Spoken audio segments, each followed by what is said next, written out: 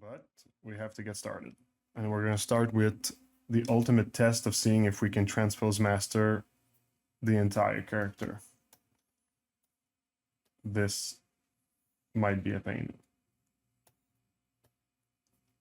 I'm going to do a final check for layers and stuff like that. Oh yeah, okay. See, we got a bunch. We're going to crush everything.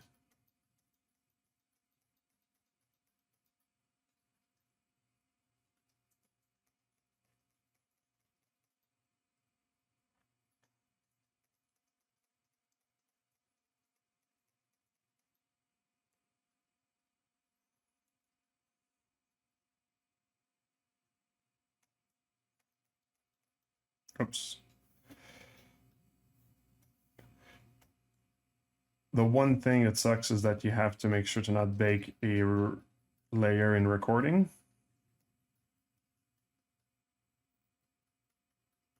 That's how like a bake all function would actually work. Except if there's like a disable recording bake all function. There's probably a script that does that somewhere.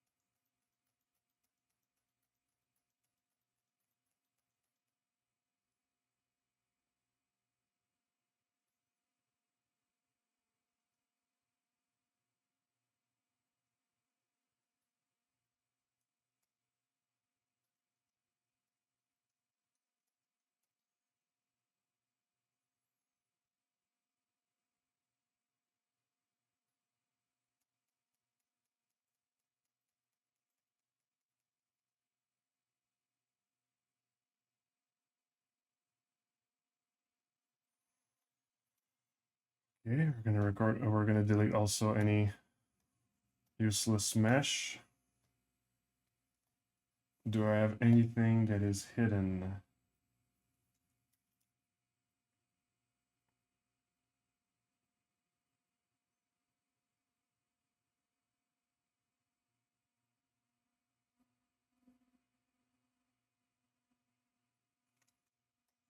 This.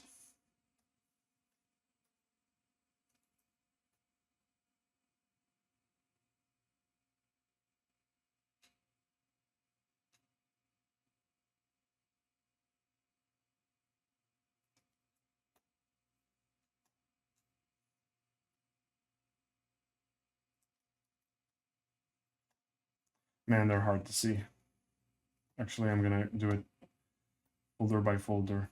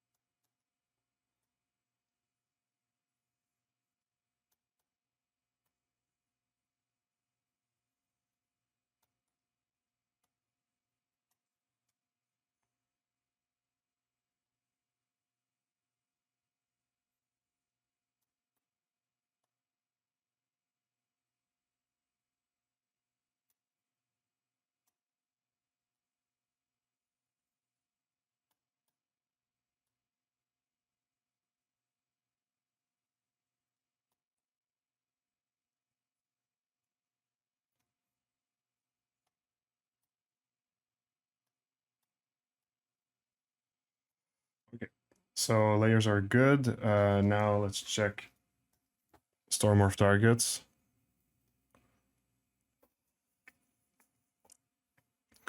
This is just making sure the ref is pure.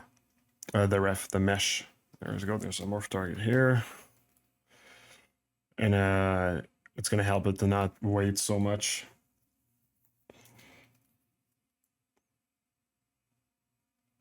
There's another one here.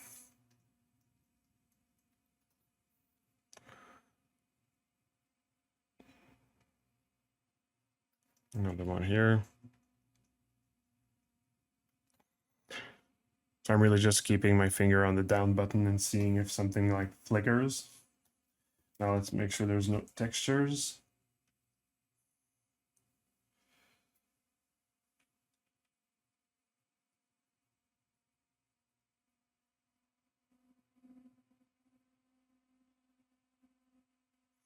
We could even delete the UVs. I'm not really using UVs for anything.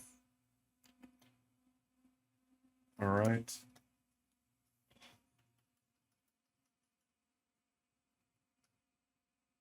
I think I've been deleting UVs already.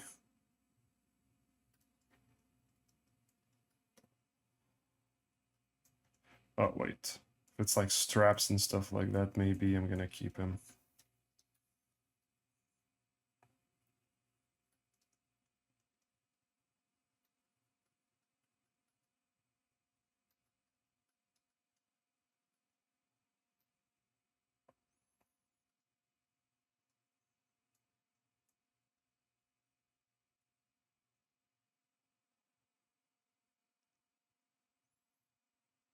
Yeah, there's not really any UVs. I think I've been deleting them since the beginning. Okay, so we got textures, UVs, layers. Now we have to make sure we don't have anything in dynamic.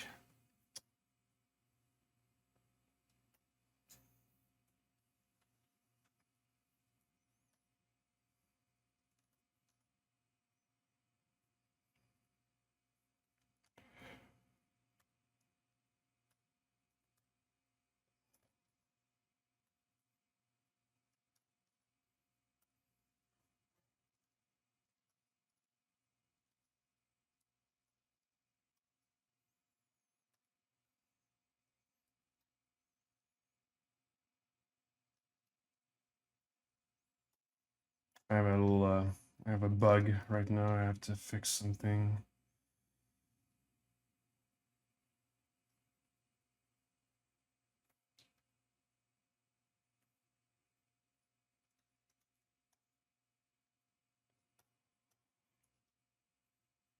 Oh, wait. I don't have the bug anymore. Weird.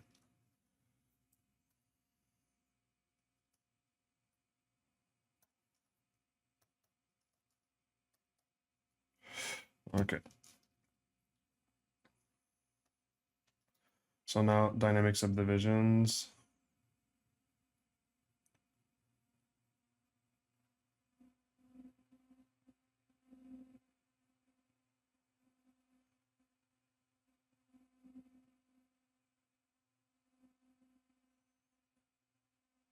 So I'm noticing a lot of meshes with no subdivision levels.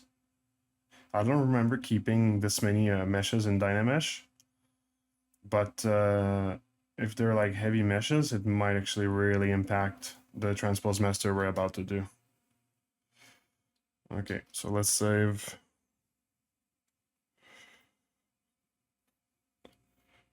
Okay, so we're gonna call it spider final 00.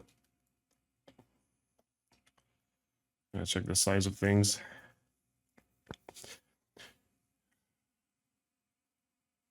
Frog, hello Marco.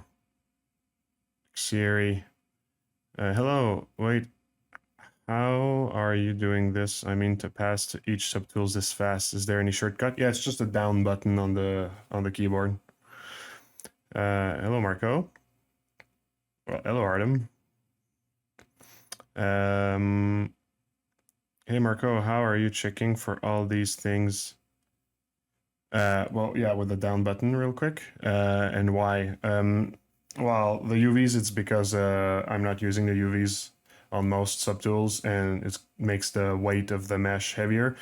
The texture is also the same. Sometimes you have like a texture that's like off, but it's still embedded in the mesh and it's heavier. Stormorph targets and layers is also because it's heavier, but layers also because it might actually influence the mesh after you pose. So it's better to just like have like the as clean as of a mesh as possible. And you see, there we go. Wow. We just actually saved 1 GB by doing all of that. So we're at 5.5 now for a mesh. All right. So now the thing is we're going to be working in the Z project because the moment I start transpose master, if something happens, my Z tool is not going to keep the progress. So we're going to have to save in Z tool. Yeah. And this here is our reference for the pose. So, yep. So let's jump right into it with transpose master. Fingers crossed. Otherwise, we're gonna have to do it in parts, and that's not gonna be fun.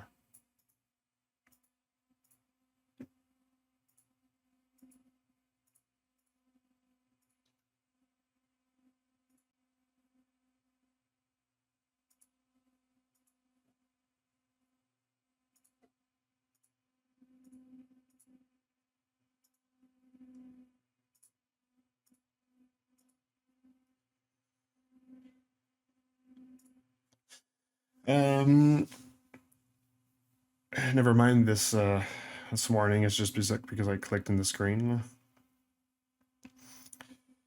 How do you get the motivation to finish big projects like this? I'm doing a huge project and it's hard to continue sometimes.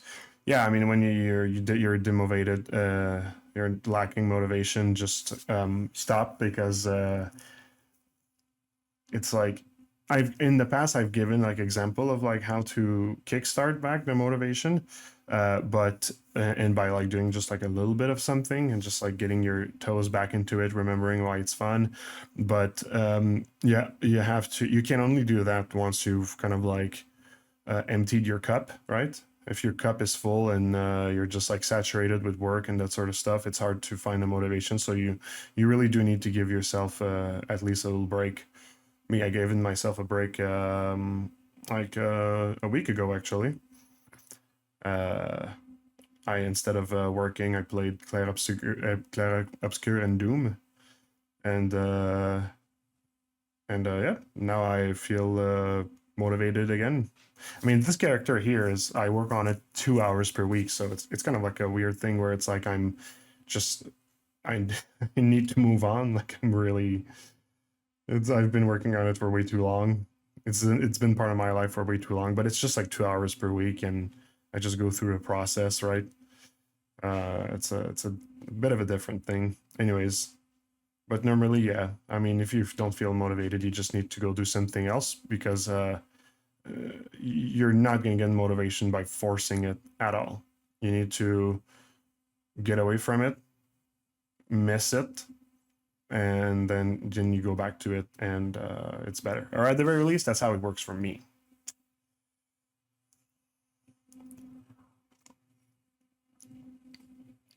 So take it with a grain of salt.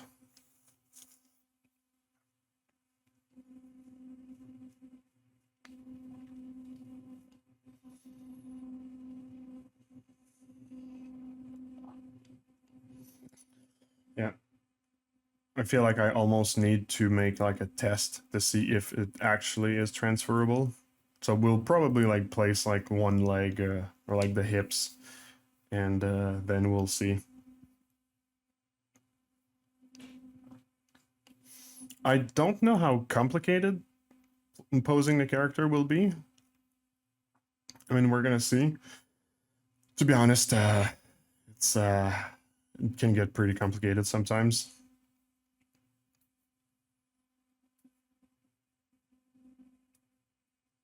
But at the same time, I mean, like skinning an entire character and weighting it, and well, rigging and skinning a character, doing all the corrections for the weighting and that sort of stuff can be pretty insane in terms of like amount of time that it takes. If you're just doing like one pose, might as well just put it in the pose from the high res. And especially if you're going to do like sculptures and stuff, as in 3D prints and stuff like collectibles. Like, yeah, you need to learn how to pose your character and stuff, right?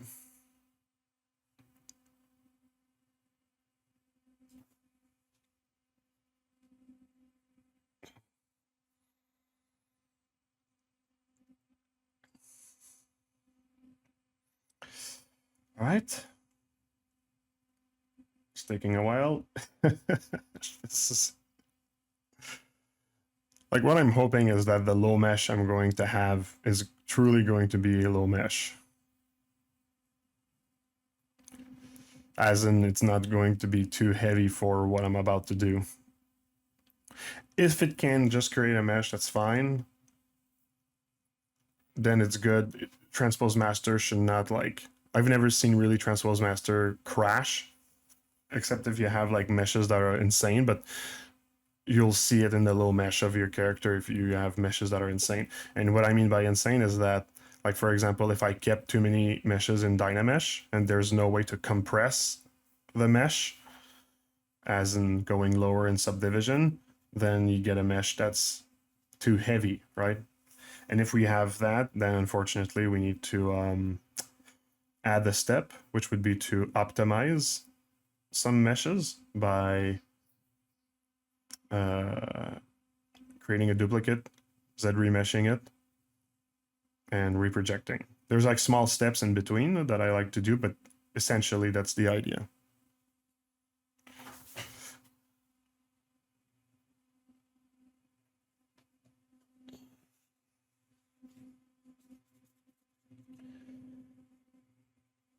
Man, it's taking a while. And I mean, that character is extremely heavy in polygons too, and there's so much details in little gribbles and that sort of stuff. So she's especially heavy, and with 2 extra arms and everything. So yeah.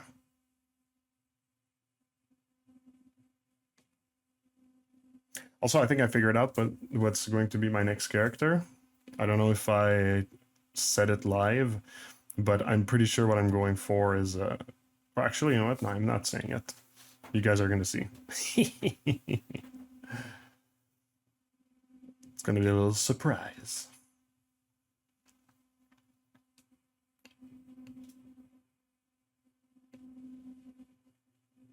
I'm kind of like I was inspired by a character that my son really likes. I mean, it's a character I really like also. I think he likes it because I like it. Um, but it's going to be like in a different rendition, and yeah, I think it's going to look cool. It's going to be fun. Wow, awesome.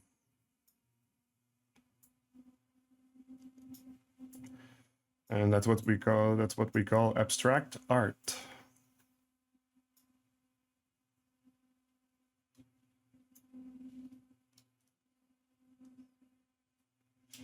Yeah, it's the spider webs. Wow, it exploded. Mamma mia. All right. So we got almost the entire arms. Some meshes are way too heavy, way too low also, like the thigh ones here. Here it exploded. Yeah, it kind of looks printable, eh? I would like to see the disaster of printing this. All right, well, cool. Are we going to have an episode of like me trying to figure out what the fuck happened? It's like the entire arms are all like legs are fine, except for like some meshes that are too low. Oh, there's something in. Okay, all right. I'm gonna start to take notes because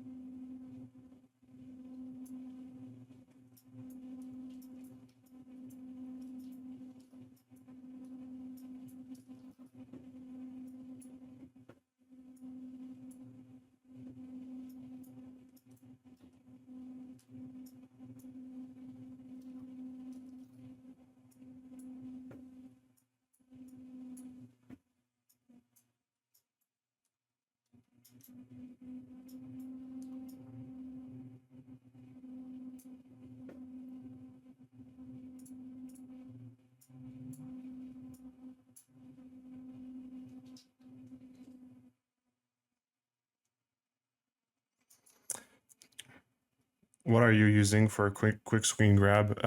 It's called Snagit.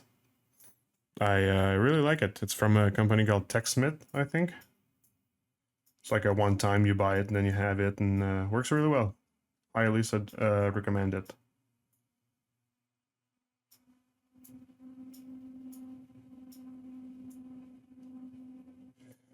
There is a way where I could actually place the character without the arms and then place the arms one at a time. It kinda sucks, but it's doable.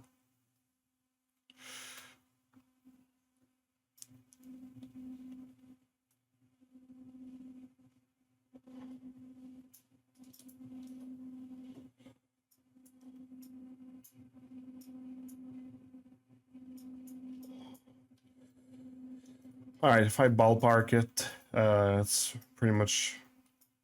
Yeah, okay. Anyways, oh no, wait. I just wanted to check also how many meshes are too heavy that I can see from this. I kind of like started to take notes and I forgot to. Woo. All right. Anyways, whatever. Delete.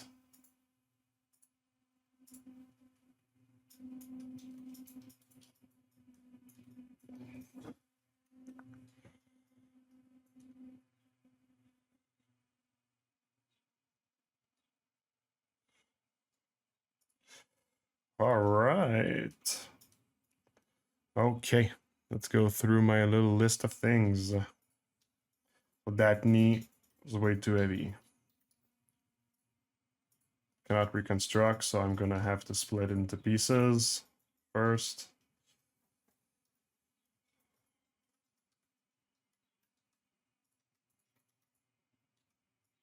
There we go. And then these.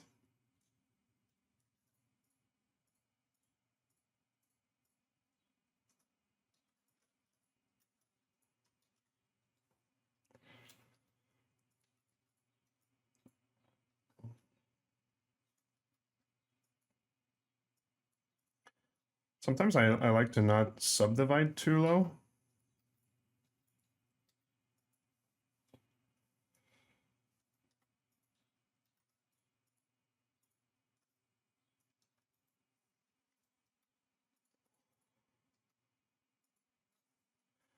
I think this here is not subdividable.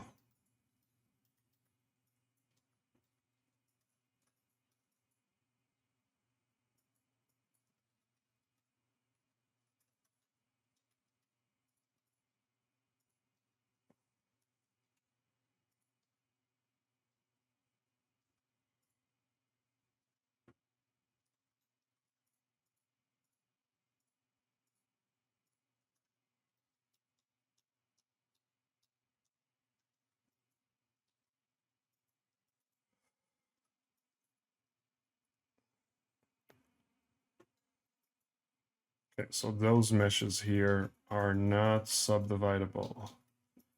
Why? Is it just the top one that's like a Dynamesh?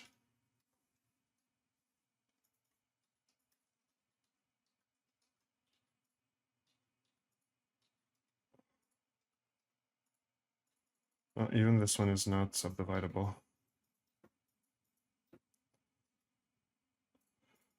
So push comes to shove, like I'm not gonna waste time, but push comes to shove, I could reproject this, but for the moment, let's just let it be.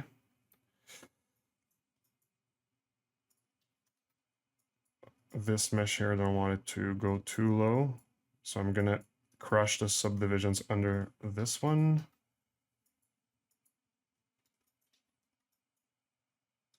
There we go.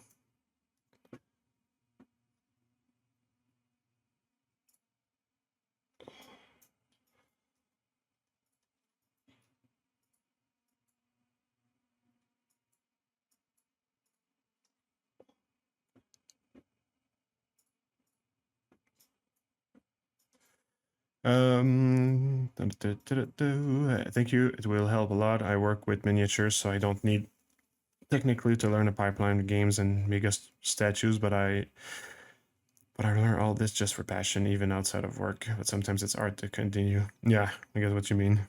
So I finish the face, hair cards, and body blocking. The rest is missing. It's my best and complex project. Yeah, also, I'm doing like a super complex project. Like I'm learning how to paint, right? And I've been doing maybe a project that's a bit too complex. And I find that sometimes it's kind of like intimidating and not super motivating to do it. So sometimes, yeah, that happens too. You have to be careful with that.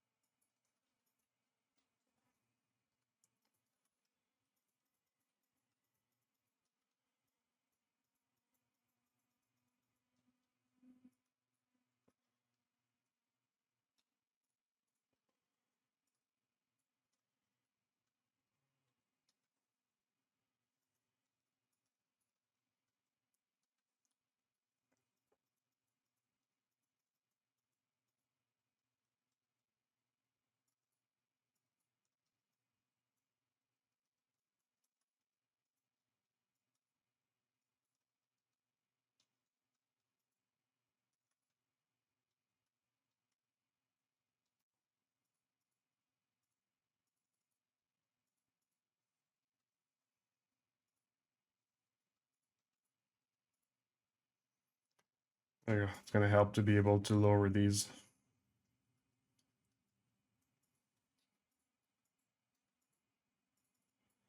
What? Doesn't go lower than that? I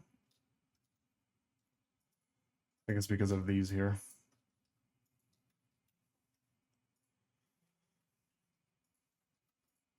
There we go. Okay, so here there's a few meshes that could go lower.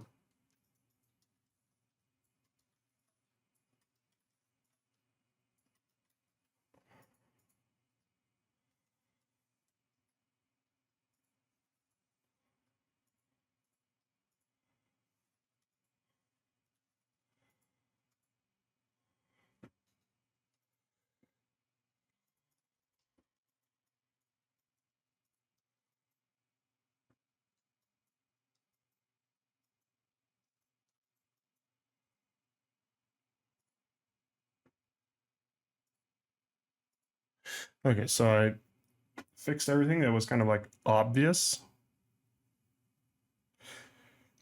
Victorious, hello.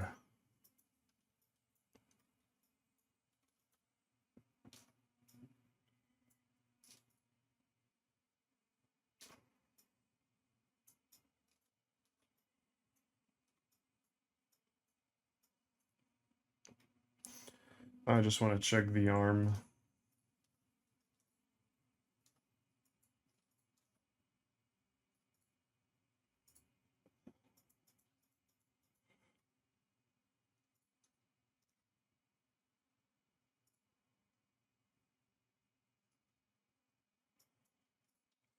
So yeah, the fingers are not.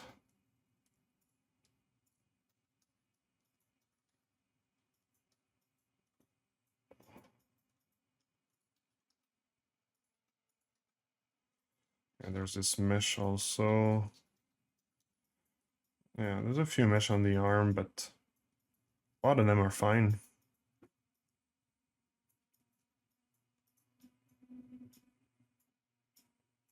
It's mostly fine, actually.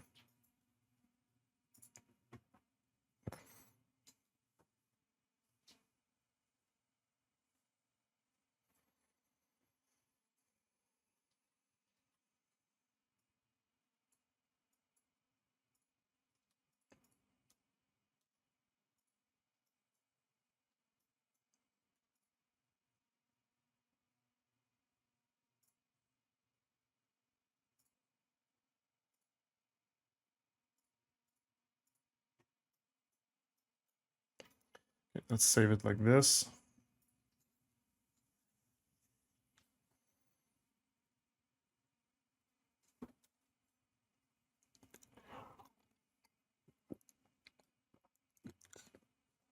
All right, we're 30 minutes in, and it's just been prepping the mesh.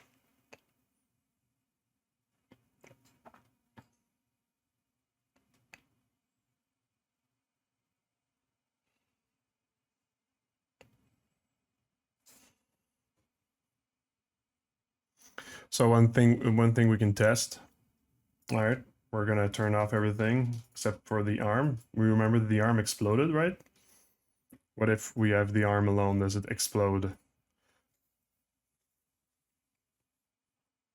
I'm going back to my times as a IT, trying to find the issue in something.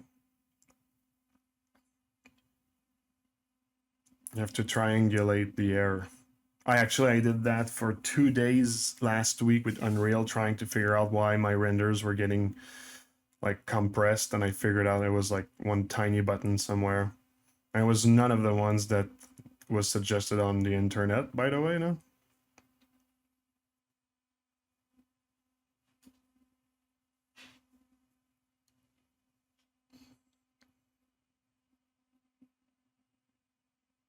For those that are curious, it was the last checkbox in the game overrides uh, option in the movie render queue.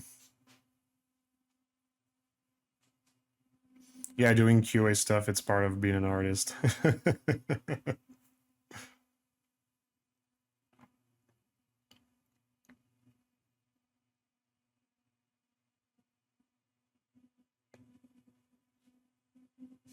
Again, it's a hard time to start just because of the size of the file in general.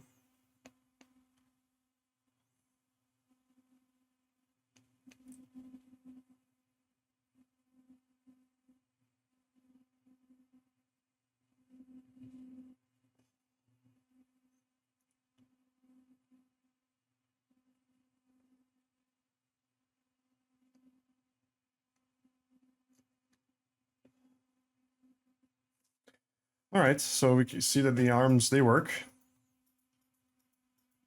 when they're by themselves. So it means that since every arm is like a copy paste, it means everything's going to be fine once I place the arms. Now the big question is, can I load everything but the arms?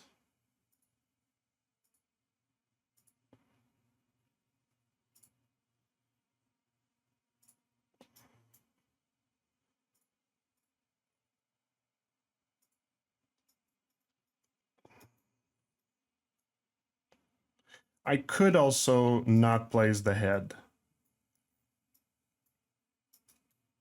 but if I can, I would like to be able to.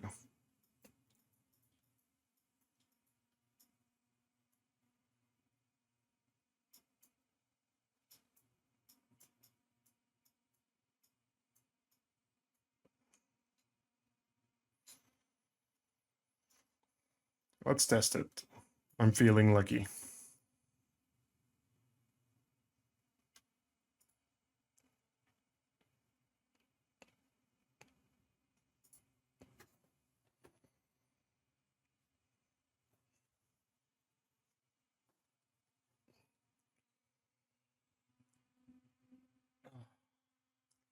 I fucked something in my neck. Like, I think I did that like a week ago at the gym, and it's just not coming back. Or this, or I have Zona, which, by the way, I got Zona like 10 years ago. It's like something people get when they're like 60, like 50, 60, and I got it at like the end of my 20s.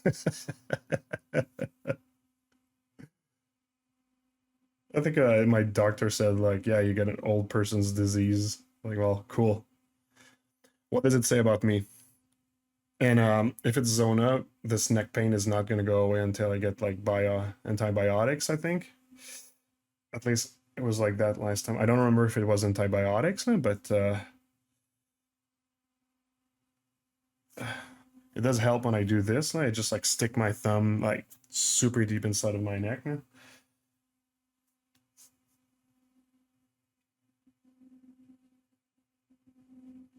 I just don't know like what I could have done at the gym to hurt there.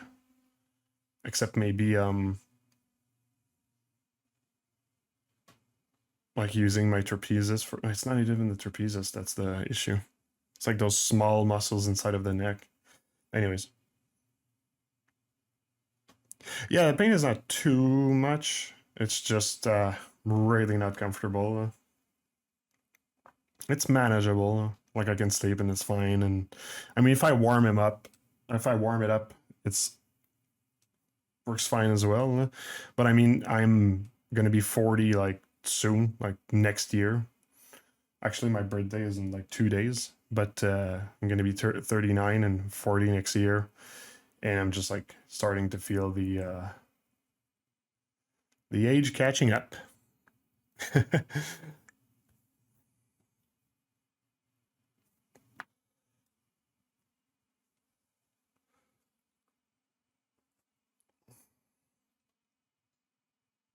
At the very least, you know what?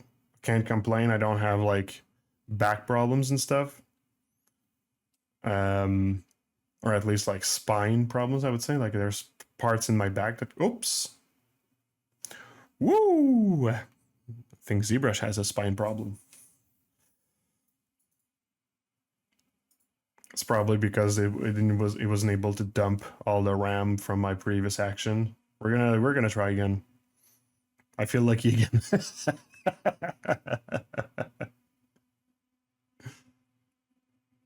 I still feel lucky.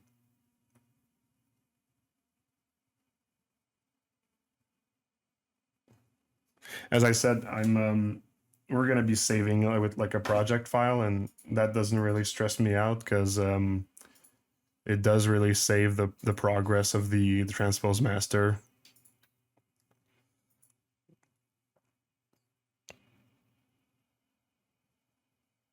ZBrush is a paid actor at this point. Back problem? Hold up.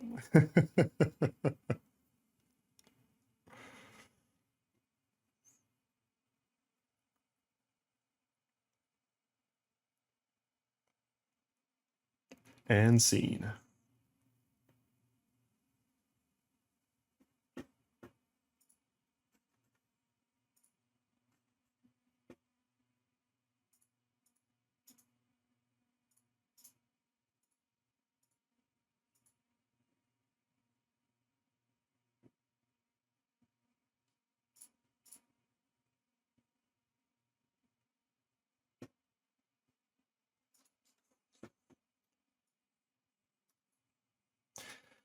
All right.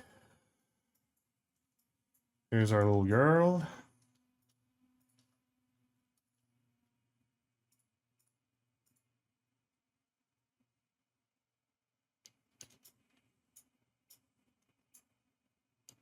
Okay, I said I felt lucky. Let me just check one thing.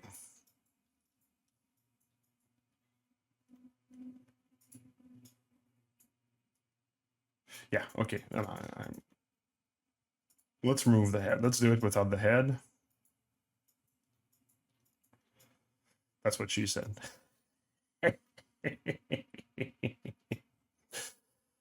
um,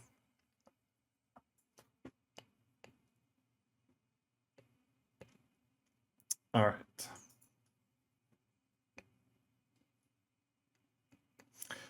Transpose master. Yeah, now let's go.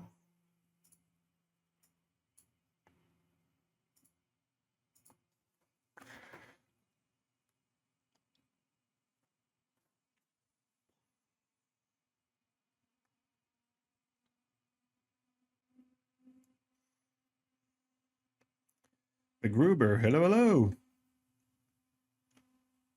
Nice to see you.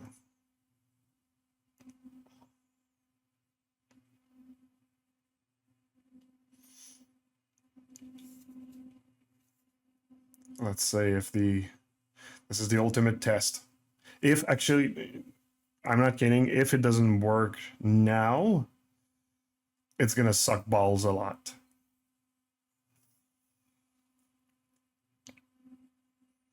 Because like all of these meshes kind of like work together.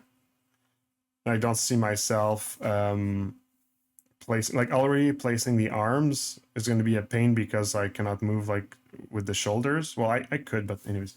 And anyways, whatever, it worked. So, ha.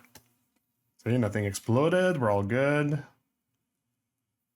There's some meshes that are a bit low res, but I don't really plan on moving them. So there we go.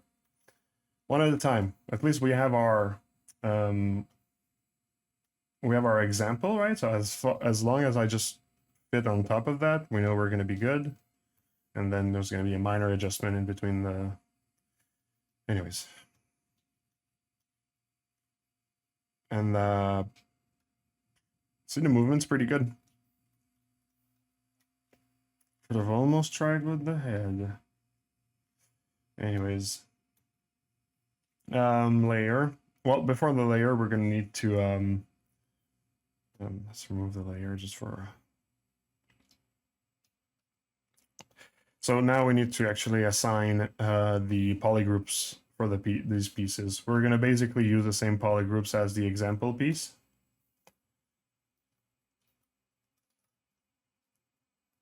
Let's remove the lines. There we go. So the polygroups are going to be like this.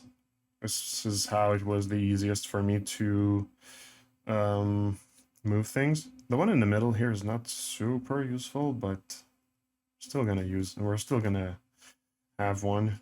And the torso at the top is just one. There's the neck, but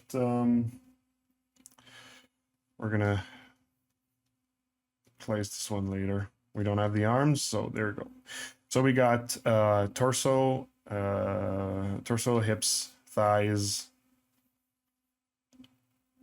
the ball joint of the knee itself, both things on top of the knee.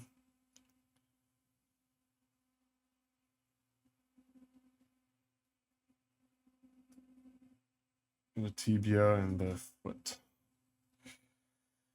Do you ever experience ZBrush lag when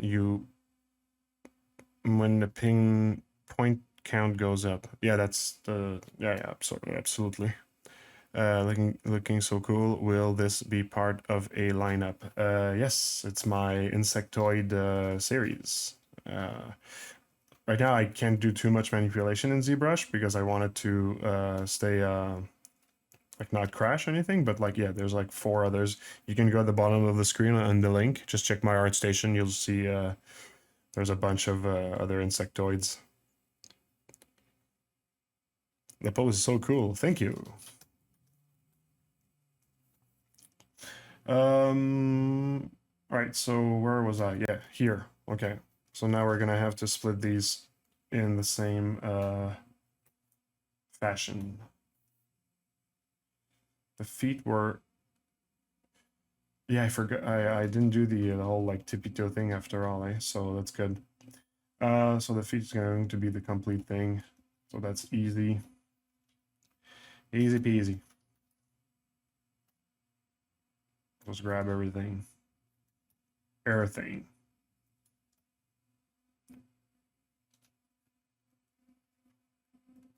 Let's put this mesh in double as well. All right, 1.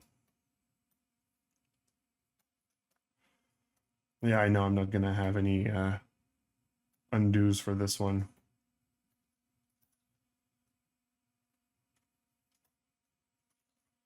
Dos.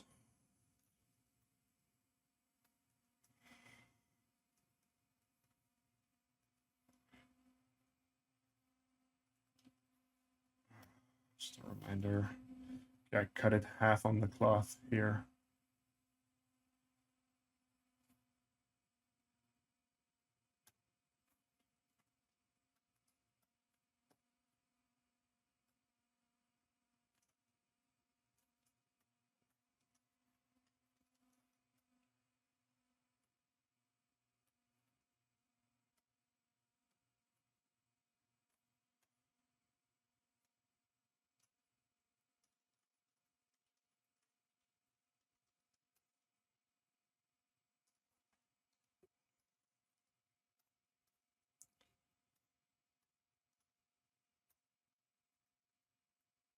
Wait, what am I doing?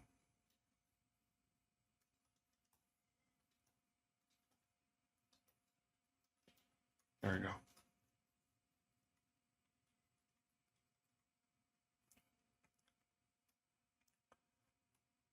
Did I have the knee on a... Yeah, so the entire knee as well.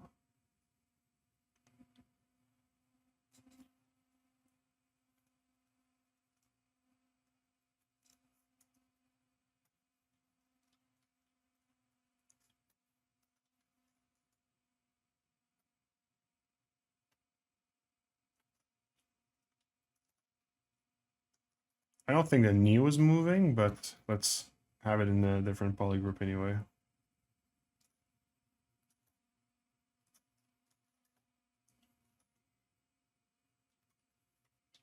The ball joint is already its own mesh, right? Yeah, it is. Okay. Now let's drag the pieces of the tibia.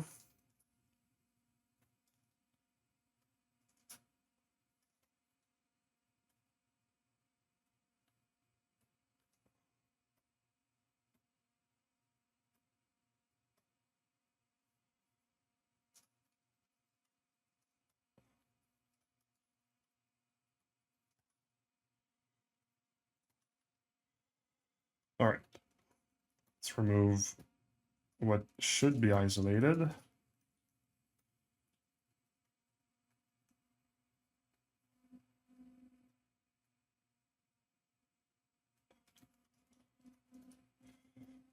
Feet 2. And we're actually going to use mask selection to mask everything we want.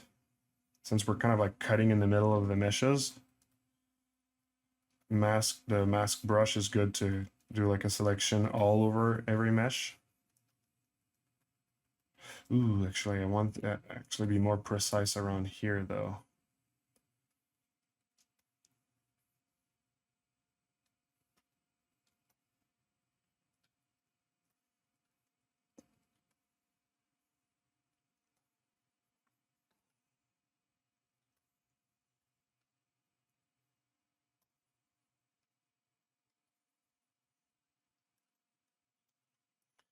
I'm gonna do another. Well, I'll do it after, actually. You know what? Yeah. Okay, so pretty much selected everything that I wanted. I'm gonna put it all in the same polygroup. I'm gonna take this, I'm gonna split it into 2 different because we're not posing in symmetry, right? And there's one last thing I'm gonna do.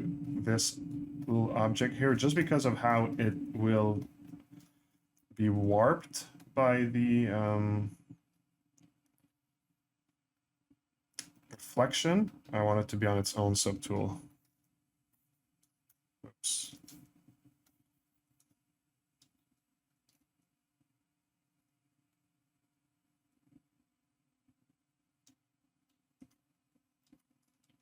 Okay.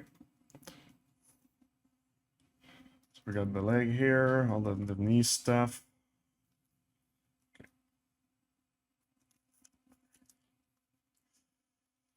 For the torso, we're just gonna do a brute force selection like this.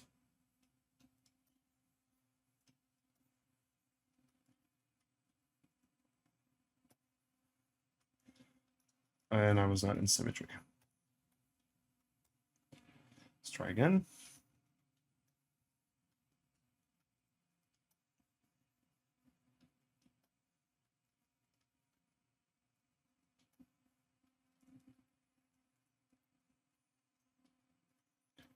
So this I'm gonna try to grab it between the plates.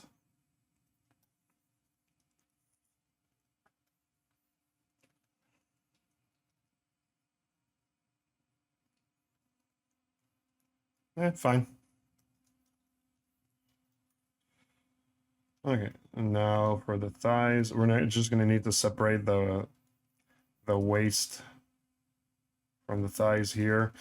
For the butt, we're actually probably gonna go under the straps like we did for the other one. I don't know if I should. Yeah, okay.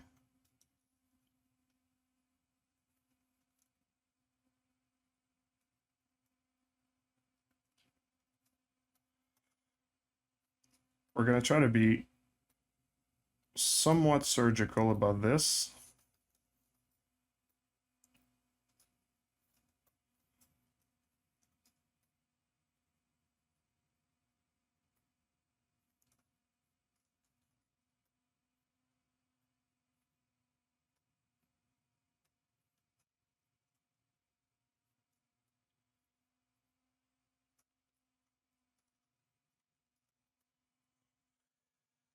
What's your favorite and least favorite part of a project? Ooh. Ooh.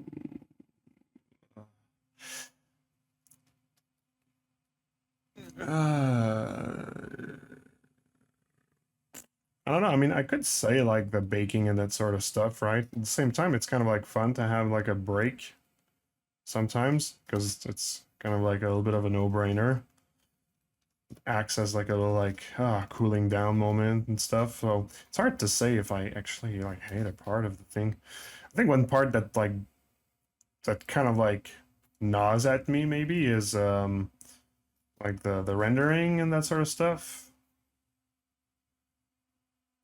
Like trying to figure out like sometimes why there's like a lighting issue or like I've been using Unreal a little bit more and there's like a lot of bugs and stuff. Not bugs, but weird behaviors and I don't know, but that's also my inexperience. So I can't really blame it. It's hard to say. I don't think that I mean I really hate like low mesh and that sort of stuff that I find is like too long and also like UVs, but I actually don't low mesh and UV my models anymore because I just do them for rendering. I don't do them for animation, right? And even to be honest, with a bunch of my friends were actually testing on like that how strong nanites can be, and we're trying to create characters from nanite that are usable in Unreal and stuff. Like we're gonna launch them on Fab soon, and yeah they're nanites, so no no UVs, no no retopology, and I tested it and it works. It's pretty cool. Now we have like a few models to test though, just to really say that like our tests are complete. So we're not like we're gonna experiment with a few of them.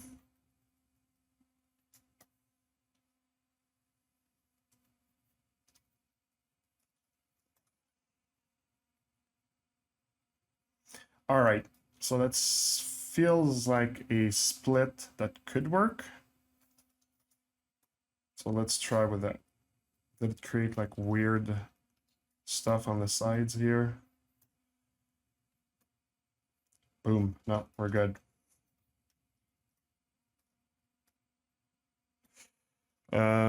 So basically decimate and nanite can handle that stuff. Well, the nanite stuff is really just to have like an animatable character with like the meta-human rig and that sort of stuff. But for like rendering in Unreal, you don't even need like nanites or anything.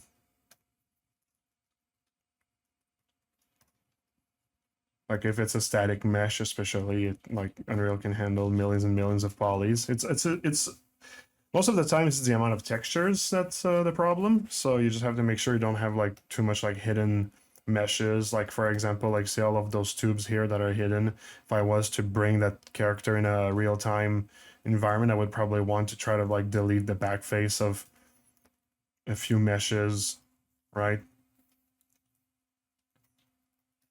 Get rid of like the inside meshes as well. The inside meshes is something that I especially use for print.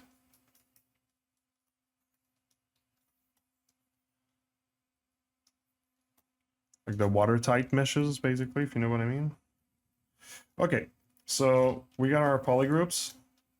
We're now ready to pose the character. I'm going to add a layer and a morph target, go back in perspective, and save as a project now.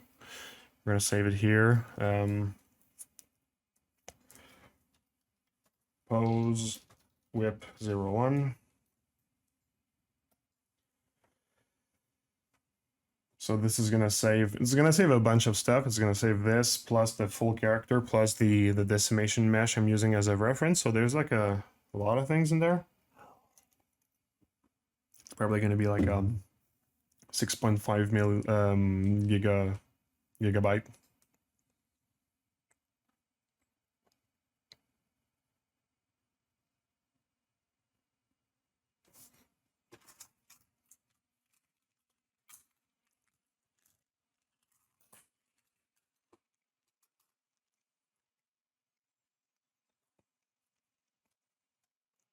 Let's see how much. Yeah, 6.2.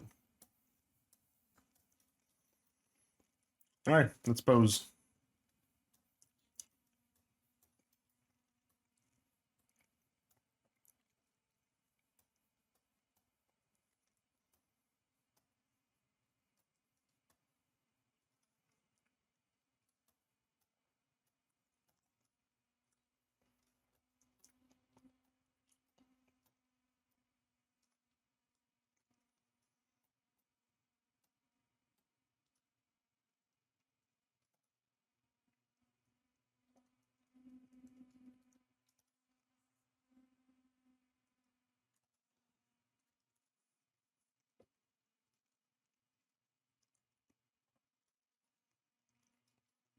Also, there's some stuff I'm not going to do, like the character here.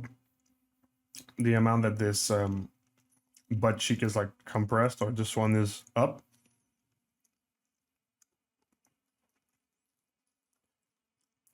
Gonna have to look different. Plus, also remember, this leg was kind of like skewed for it, so this is why like these are look all like warped, distorted.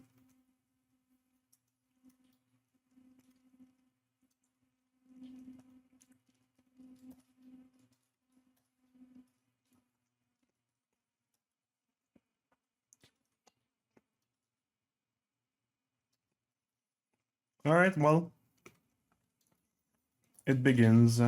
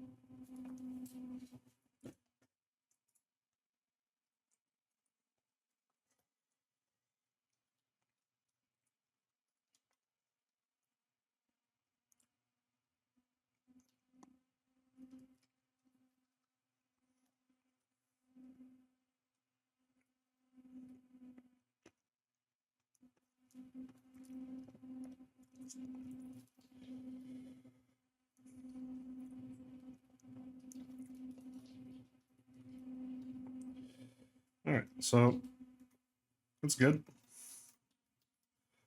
Step 1.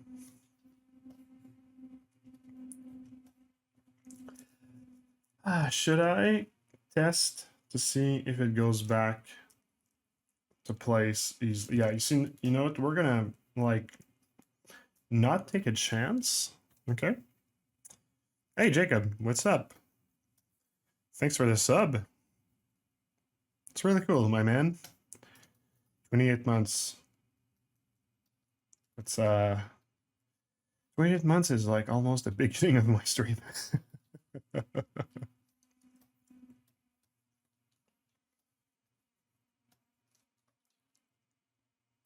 Yeah, so let's save this. We're gonna do a transpose master back just to confirm that it can without crashing.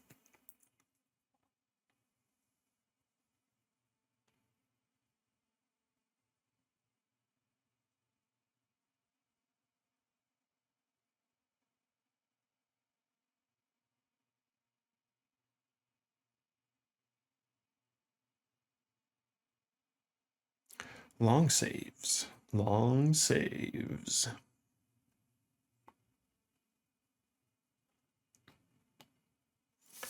All right. So we remove the layer, remove the morph target, remove the reference mesh,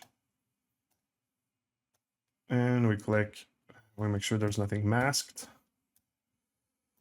Transpose the subtool.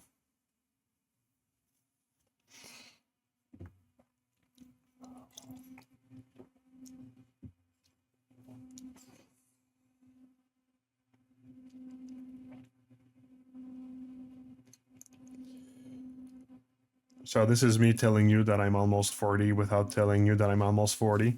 Something that I really like to do is to take a peppermint while I drink my coffee, because I find that both tastes actually blend super well together. They kind of like fight each other, but at the same time they leave like an aftertaste that actually works pretty well.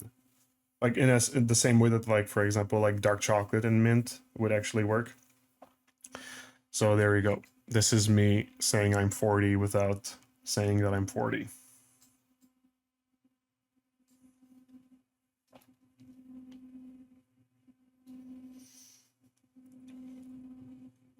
You did just the same for real? Nice. That makes me feel good. Just be careful to not catch a Zona like I did at 20 something. Yeah, I'm definitely 40. That's I'm not lying to myself. Although it's weird, because I feel like I don't look like my dad when he was 40. I just remember my dad when he was 40 and I was 8, I guess, 7. And I was like, "Oh, that's a dad." And I just look at myself and I'm like, "Yeah, I got like camo shorts right now. I collect statues."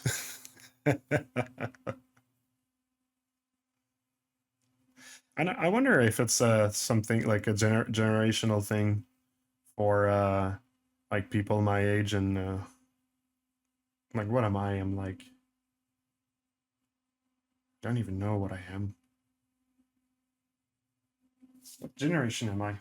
Let's just check on my phone because I don't want to fuck up my transpose master.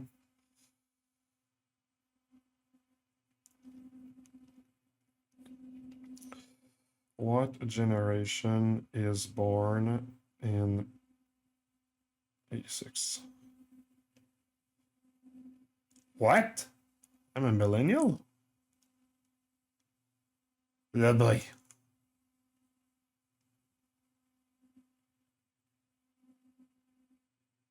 I thought I was Gen X.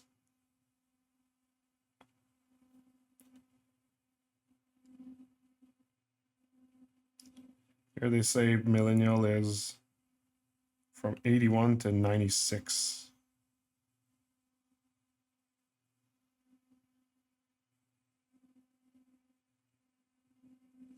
Oh well, there we go.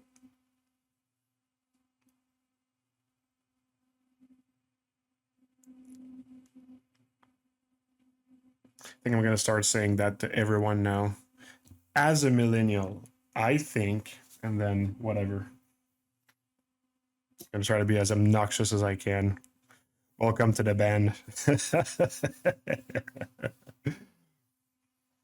Fisherman's Friends, a good Americano. Yeah, I actually buy Altoids. It's yeah,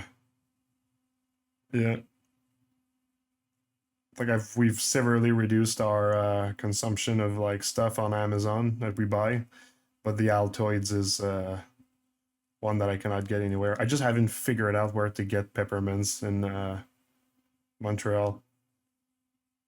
Well, I mean, close to my neighborhood now. Let's say I'm not gonna go like do a detour to get peppermints. I'm not that old. I'm not 50. I'm just 40.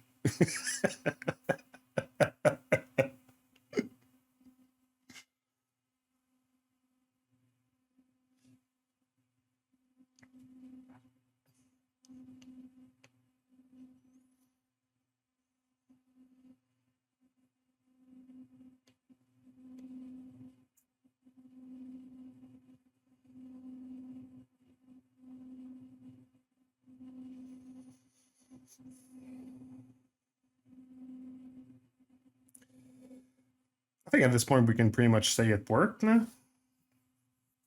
I'm just gonna let it finish. Just I don't want to like end the process right there and have like a problem with RAM dump. So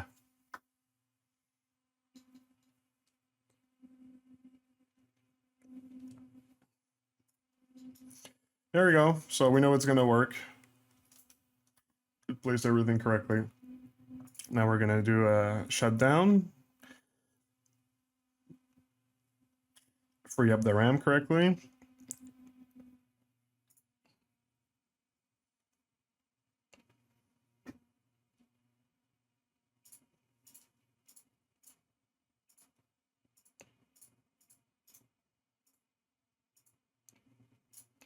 Another way to say that I'm 40 without saying that I'm 40 is, well, no, that actually, you know what? That's more about being like a parent, I guess. I think it comes with age though, as well. It's like pretty hard for me to watch like a family movie without crying. like, like I've watched. What did I watch recently? Yeah, I've watched Shrek 2 with my kid, and just at the end, and this one was just like a little teary. It was not like that didn't get me like so emotional, but I just remember like watching Shrek when I was like a kid, and I was just like, oh yeah, that's fun. It's a fun movie. Yeah, whatever. It's not really like moved or anything. And now it's like now that I'm in dad mode, it's just like anything can just get me. Get me. Well, actually, you know what? It kind of like happened yesterday. Oh my god, that was like a pretty hard moment. I yesterday I tested the a game that my friends are doing. I'm just gonna bring it up. I'm gonna do some promo for them. It's called Hell Is Us. Oops, Hell Is Us. So it's a game by Rogue Factory, a Rogue Factor, Rogue Factory.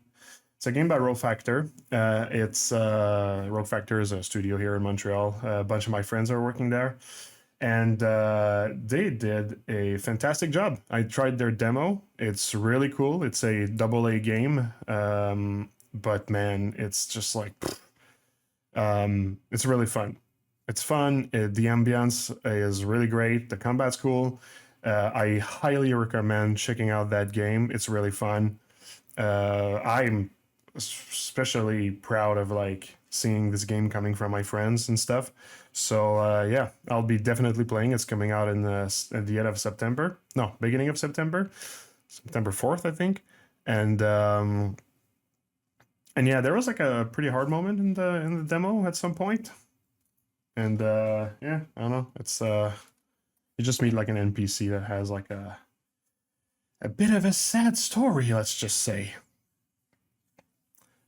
You're going to be 30 next month. What's the difference between 40 and 30 for you? Heart burns. That's pretty much it. You can't eat pizza at midnight anymore, or else you get heartburns. I take that's a joke. That's a joke from um, what's his name again? Corey Scoville. And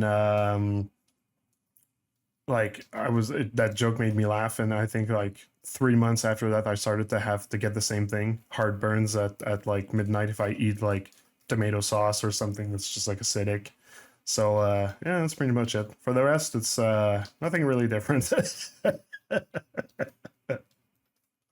Anyways, all right, let's try to place the torso now. So this is the layer for this, but we're not gonna keep it because we're never gonna go back to this stage. But for here, since we're gonna do like another twist, we're gonna actually have a morph target as well. So one thing that you could do is just like mask by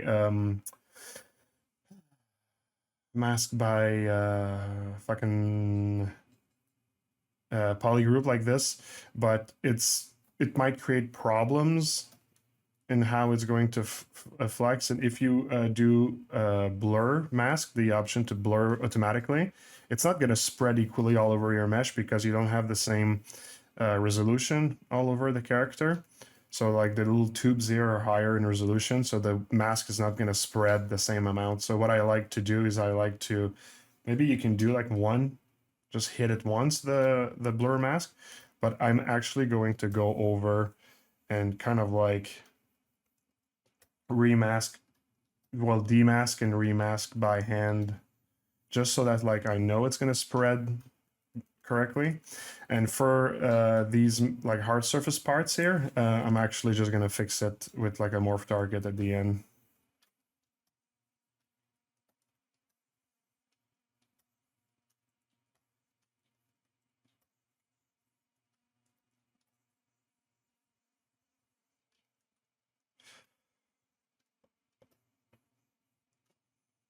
So yeah, just once again, good job to the people of Road Factor. Game's really great. Vous avez fait une Christie de bonne job, les gars. So so yeah, check it out. And by the way, I'm not just saying that because they're friends. I wouldn't go around like promoting like something if I didn't believe in it. I was sincerely impressed, like to the point that I'm like, man, I can see myself going to work in their studio.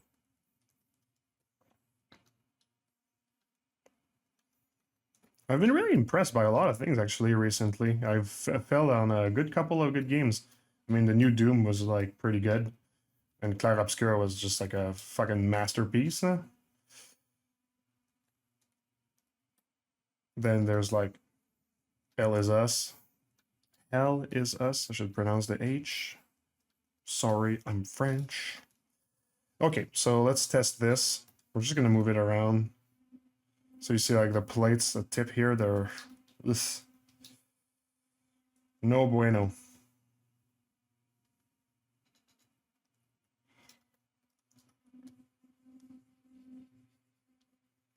The rest's probably gonna be fine. Yeah. It's just this here I wish didn't grab it.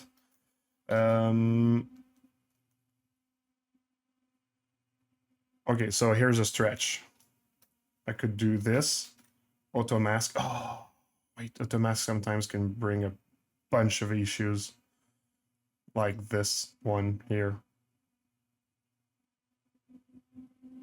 There's not that much mesh flying around. Why is auto mask having such an issue?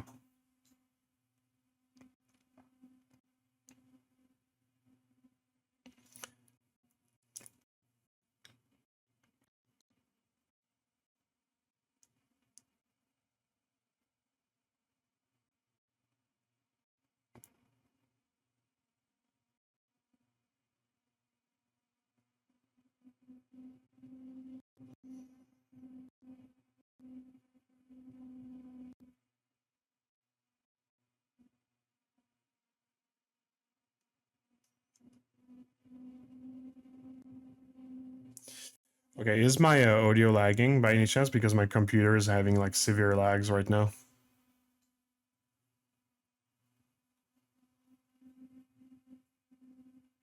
No? Alright, good.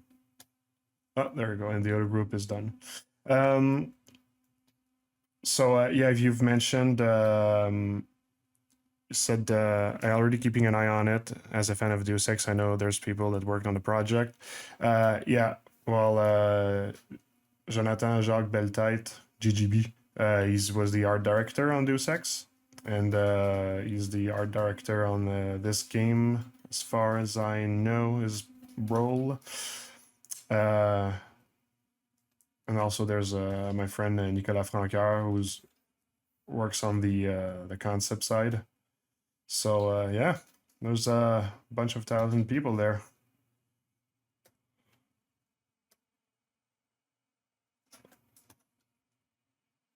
Okay, we're gonna put it back to its own. Because that was a stretch just to be able to unmask these two parts here. All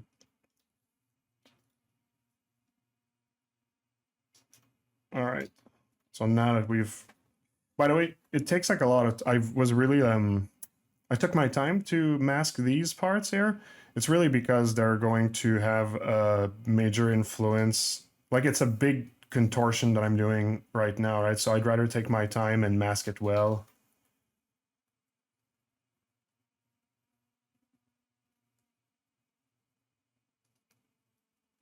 And this part here is going to be absolutely contorted. Maybe I should have grabbed under it.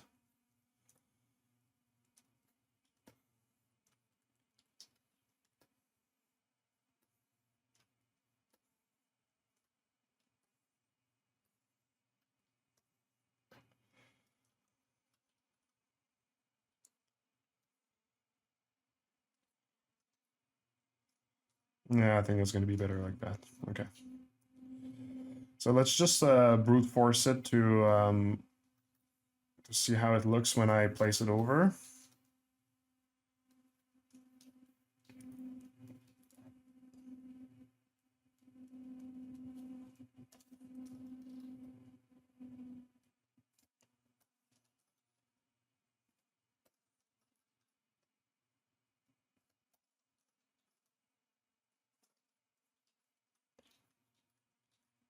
Yeah, okay, I pretty much nailed it. Maybe a little bit lower though.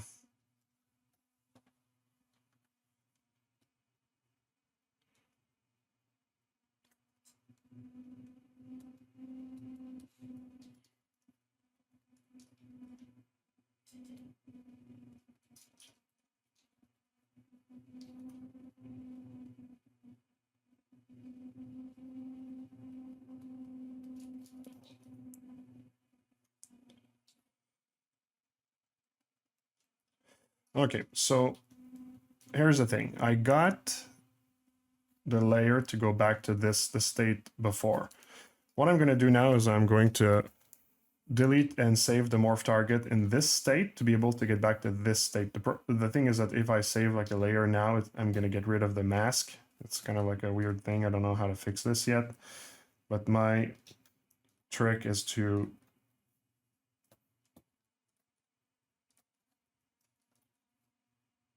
just use like the morph target at this point.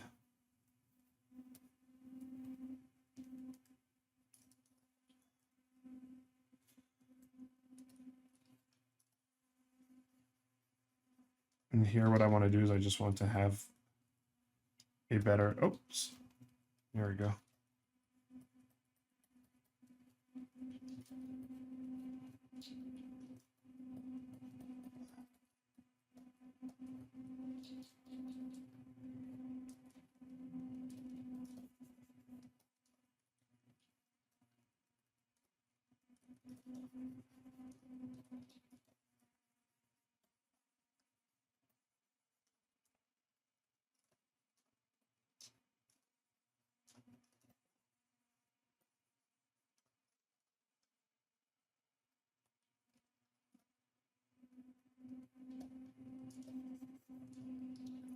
So we're going to redo the folds here anyway.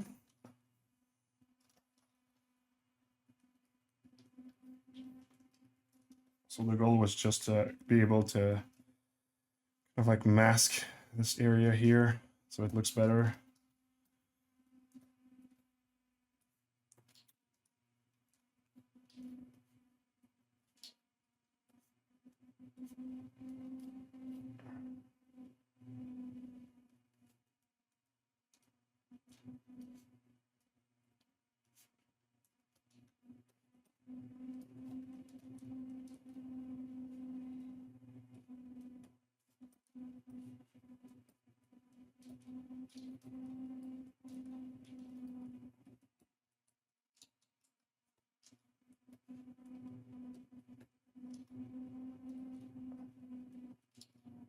Just moving things around so it doesn't look too skewed.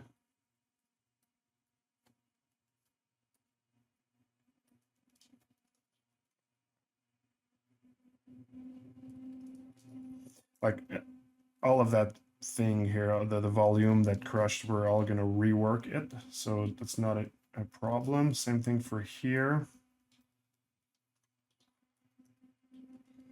Now I just have to make sure I did everything that I need to do while I have this mask on.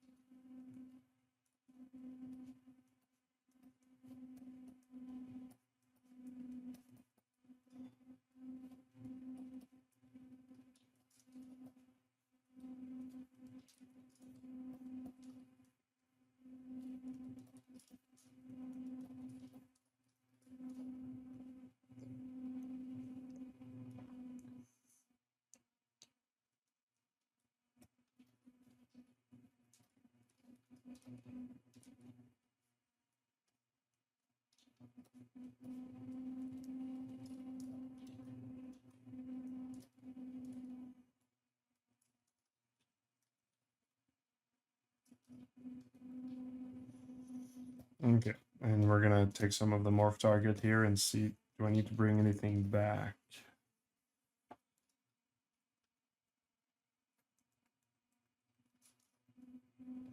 Well, all of that is workable, so that's good. How does it compare to my initial mesh? It's almost smack on.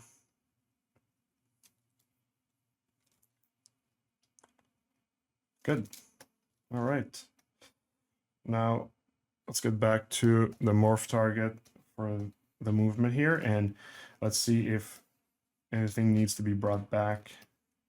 Because I was thinking like maybe like this middle here we'll need. I didn't even get the play here, so that's good. For here, for the flexion, we're going to see once we're out of transpose master if we need to resculpt anything. That cloth part here, we're also going to resculpt it once we're out of transpose master. So it's good. All right, so we got a big part of the character placed correctly. Sometimes, well, I mean, one that can be sometimes problematic, the torso. So the fact that we're good right now is pretty good.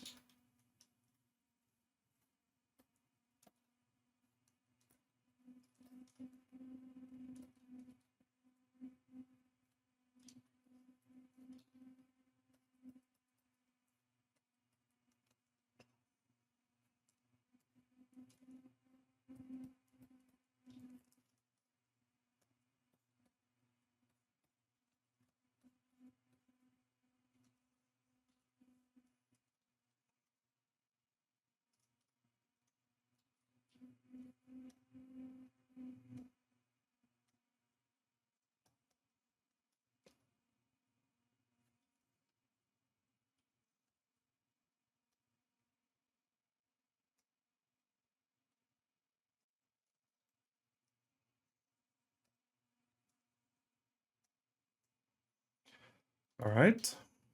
Now we're not going to retranspose master to test again. We're just simply going to save. Because we know that when we decide to go and transpose master back in place, we're going to be good.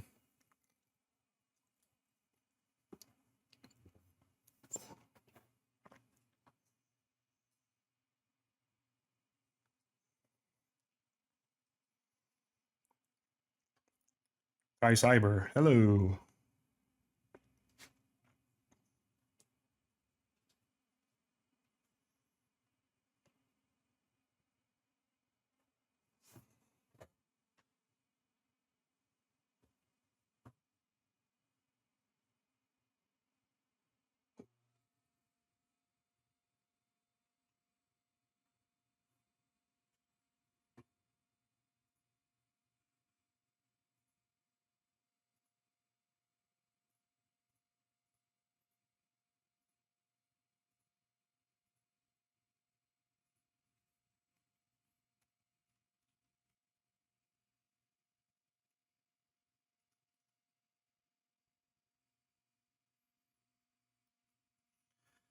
All right, so another tricky part, maybe the trickiest, actually. We're gonna place the legs in the right orientation. I'm saying that every part's tricky. Tricky, tricky, tricky. Here we go.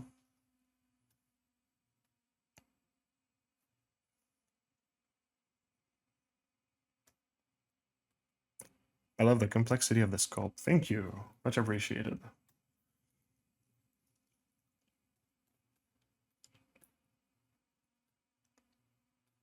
All right, so we're going to place this one first. So once again, you see you click like this, then you get, okay, you know what? Nah, I know something I'm going to do before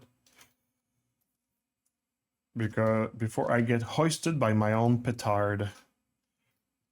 The strap, we're gonna have it on a different subtool.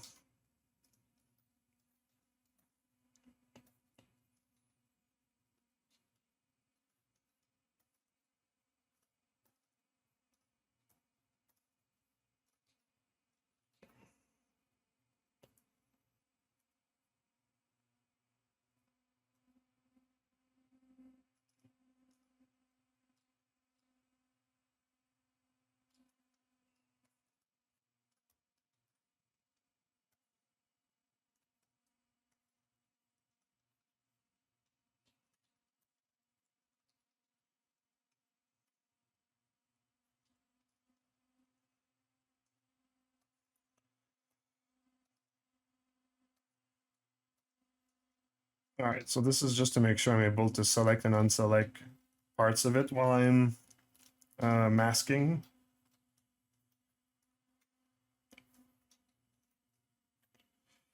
Okay.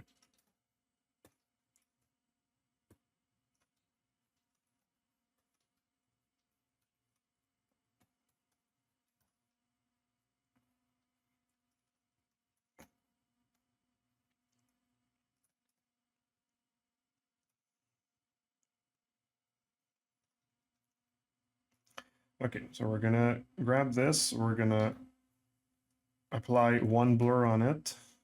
One blur, please. And then we're gonna start relaxing.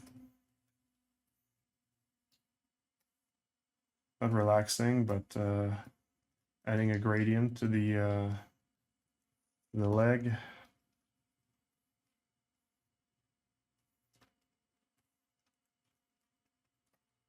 Refining the gradient, I should say.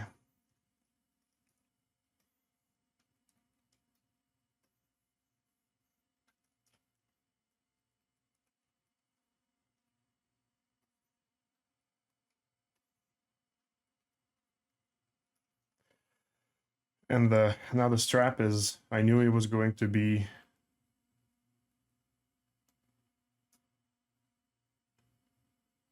actually,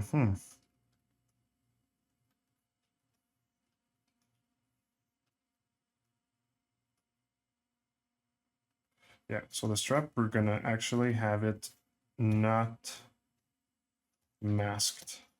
Okay.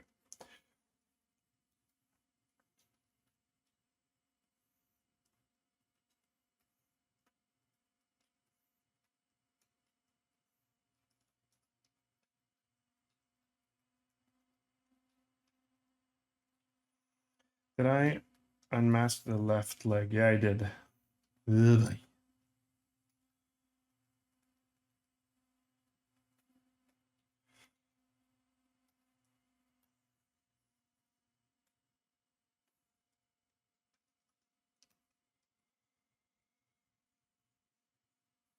Okay, now we got only the leg moving. How is it on the front? Looks decent.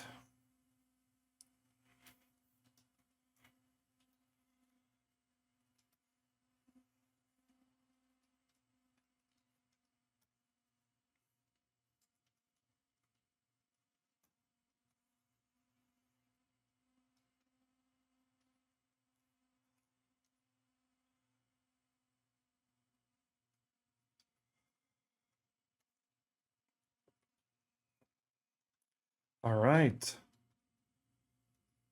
The ultimate test begins. We're gonna put a different color to just see it better.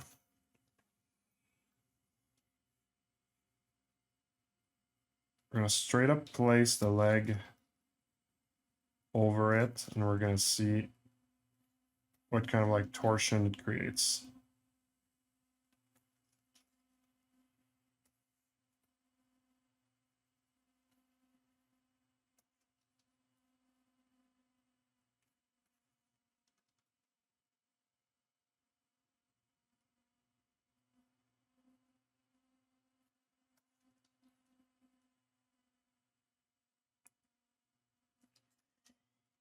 Now remember, the leg was placed there where we're kind of like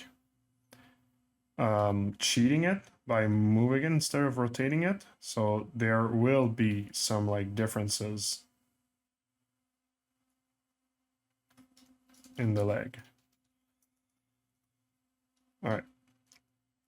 So that's what we got here.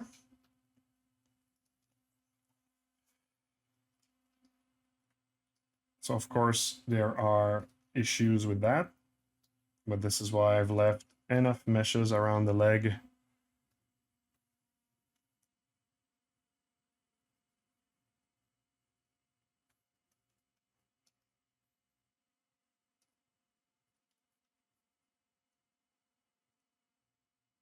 Actually, you know what? Hmm.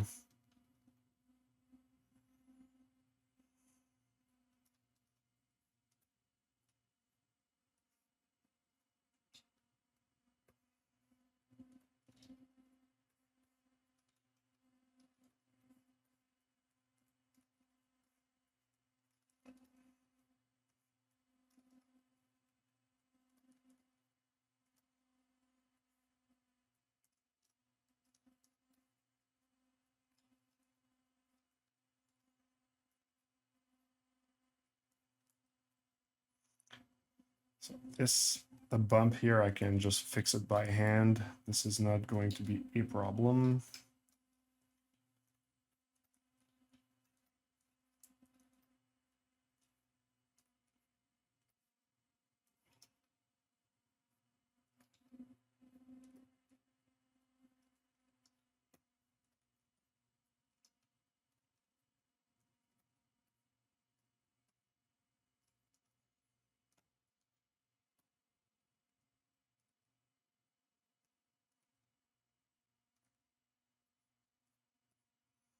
So all of this, the straps and the synthetic muscles, they're all are soft objects that can be stretched. So it's not a problem what we're doing right now.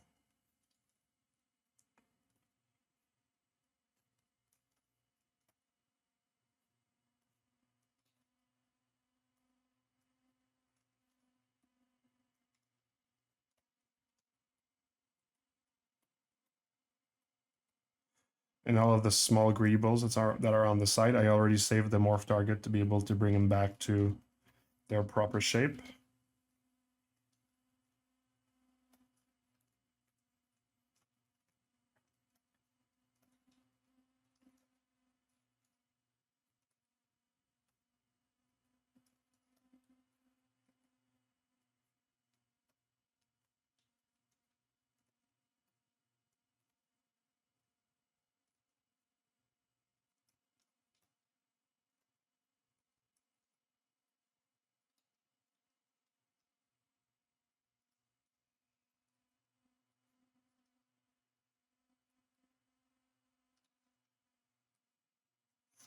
before I start doing too much like fixing, I'm gonna have to place the other leg, because the other leg is also going to influence the general shape of things.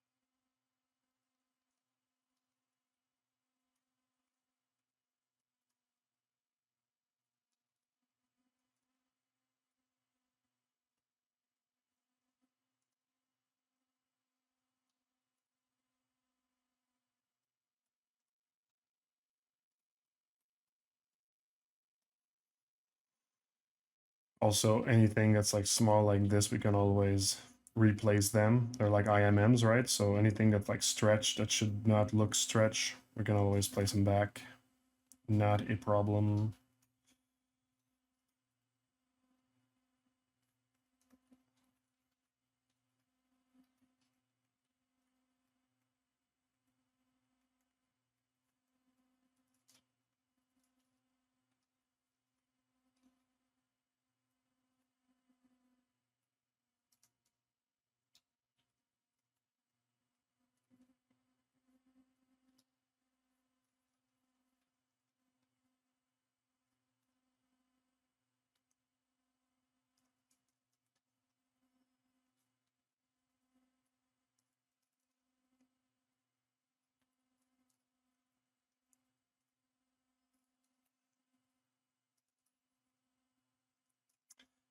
I think I'm done with using the mask that's here. So what I'll do is I'll actually save a layer, a new layer, and I'll go back to before it was posed. I'm going to put the transpose master there.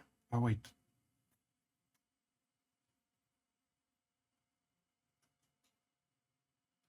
No, wait. I didn't do that correctly. Back. Okay, there we go. I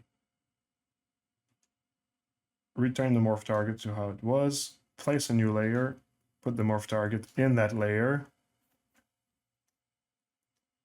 There we go. So now I have the two states. I have the move states, prefixes. I have the fixes in a layer also. And now I'm going to create a new layer. And that layer is going to just try to apply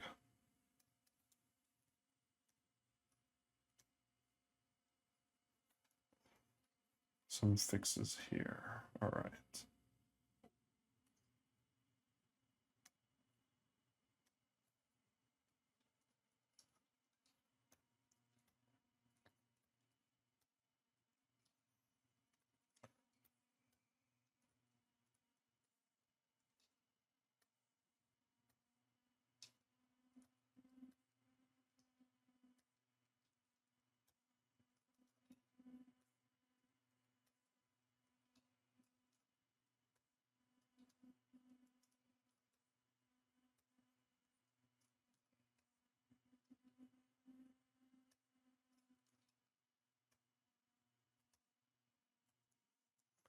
Okay, so this was basically just to bring back to normal what was around this area.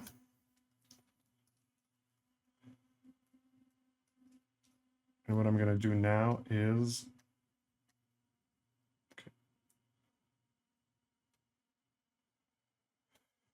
take this state here, and on another layer, bring back to like a perfect state the meshes in this section here of the flexion.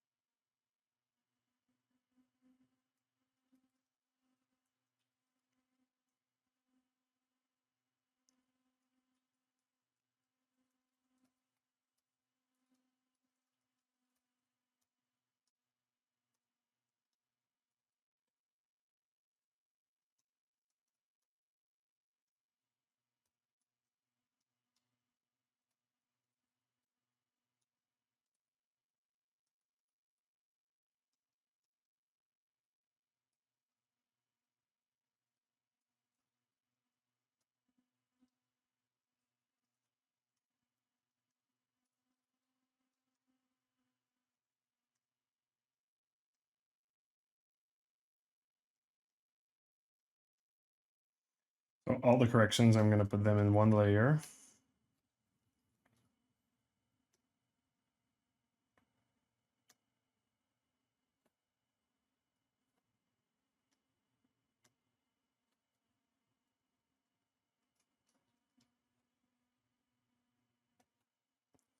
And on top of that, I'm going to add a new layer, which I'm going to,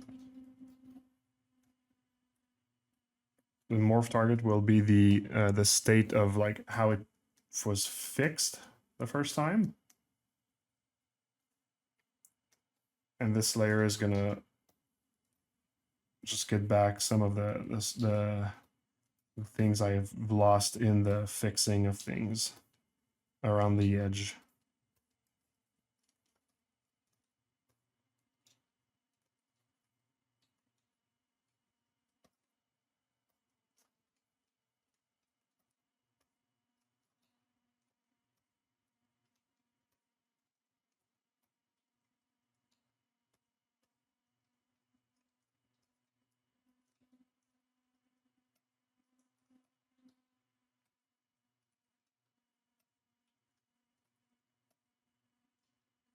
So what I'm trying to do is I'm trying to not affect the modules.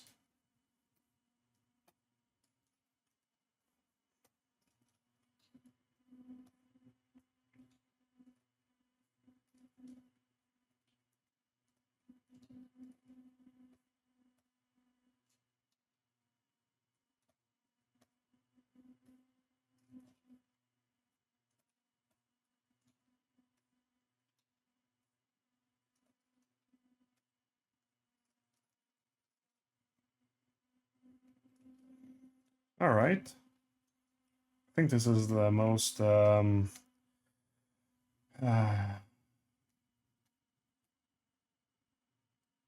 perfect we're gonna have in terms of the fixes. The rest is going to be manually done on the subtool after the transpose master. So this is the straight up move of the leg, and this is the fixes.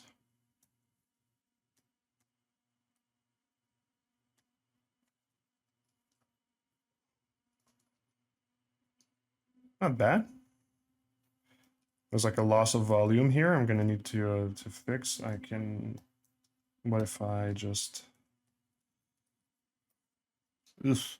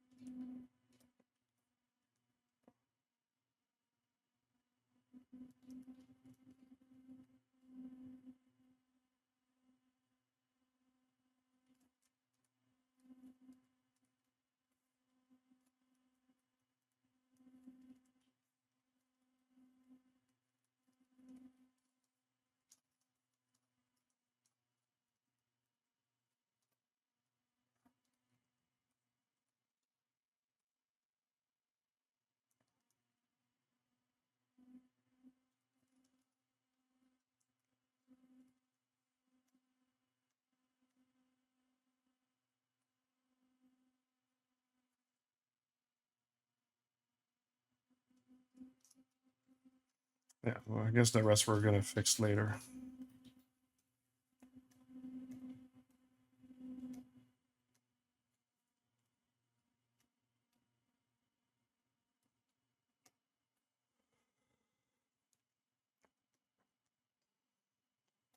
We're gonna keep those layers on.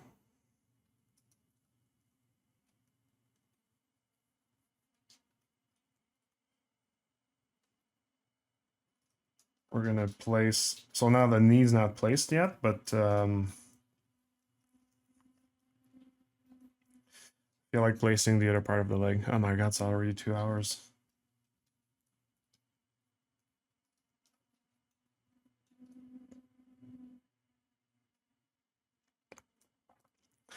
Ba-da-bam. Hello, amazing job. Thank you.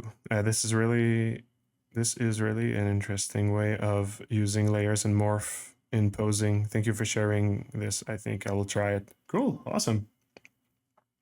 Someone can tell if it's for a game or something. I don't want to repeat topic.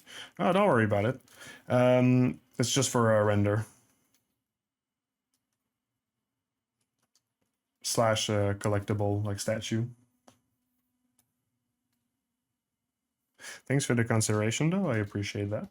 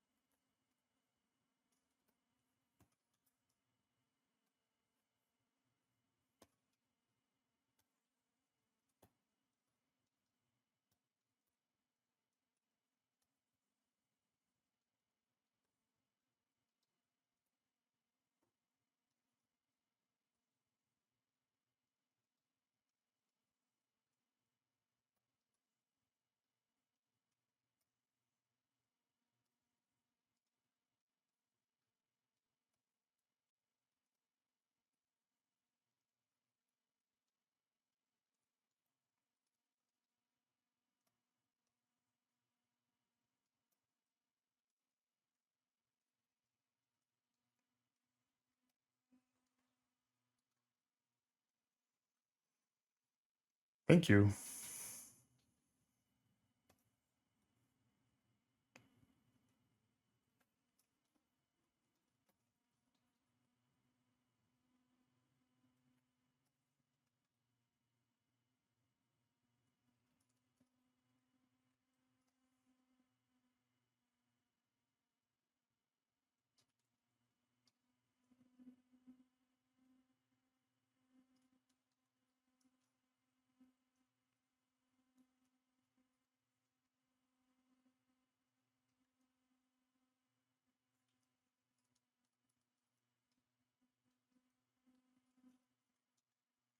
So already this we can Well, wait. I'm gonna bring it up a little bit. Oops.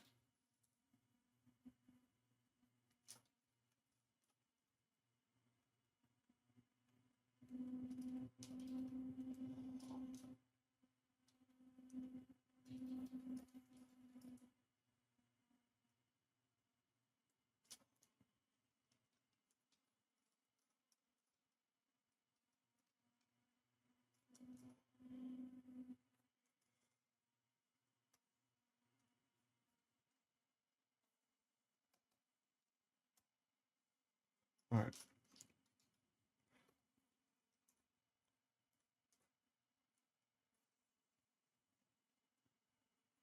Oops.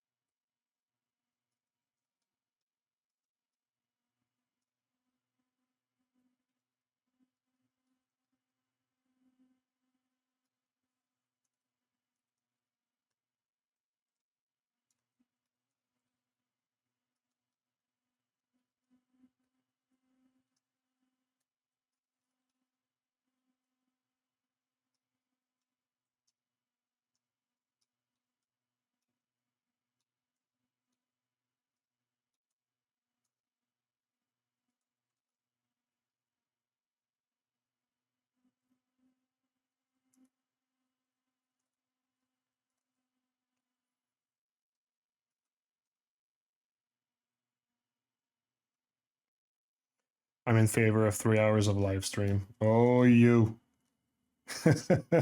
Yo, I'll start this.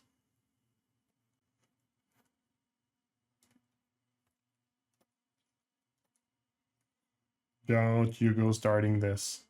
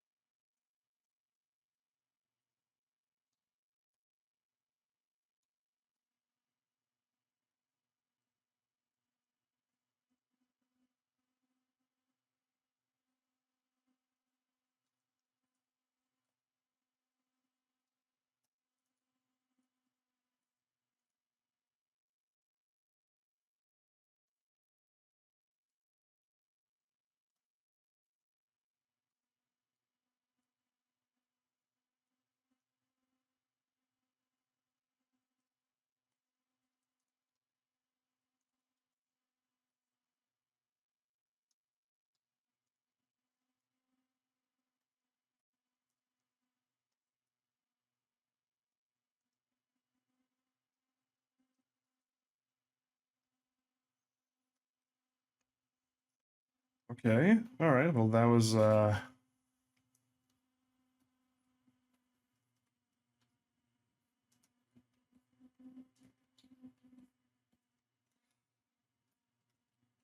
side was easier. There's still some stretches and stuff, right? But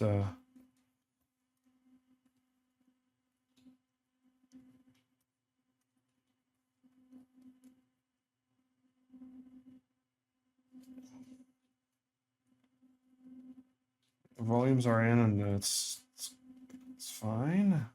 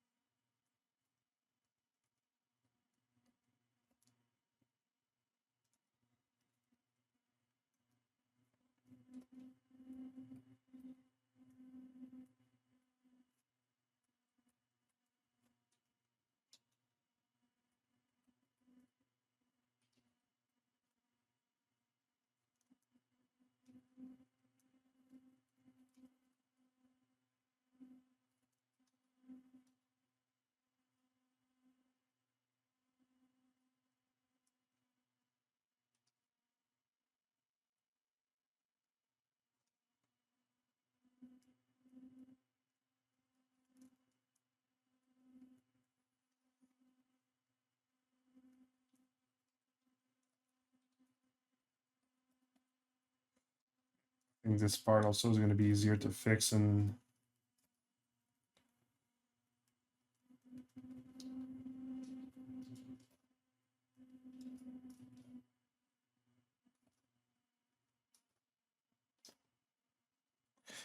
that part is going to be easier to fix in after the transpose master. But there we go.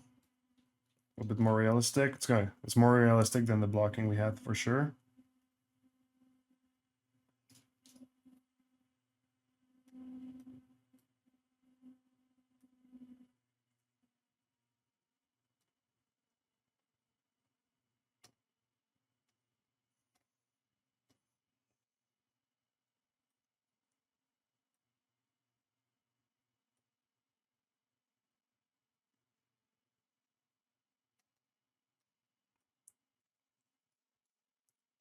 So first layer is the actual move.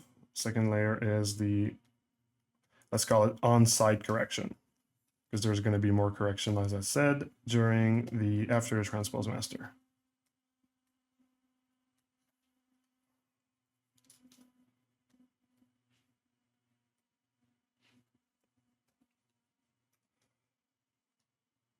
All right.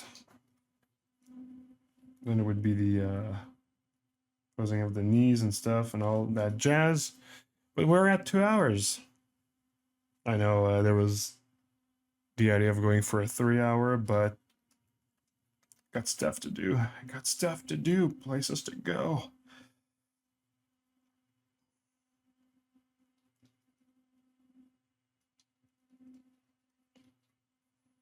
So we were able to do pretty much the most stressful part, I would say, of placing the character. For me, like the middle of the torso and the hips like this is like it's pretty hardcore. Shoulders are as well, but like her arms are down, so it shouldn't be really a problem. Placing the rest of the leg down here will be relatively simple. And then we will just need to place the arms. So yeah, we've did already a big part of the thing. Well, there will be the polishing of the pose after, which will be the final polishing for the character, for the modeling. But yep, pretty much. Don't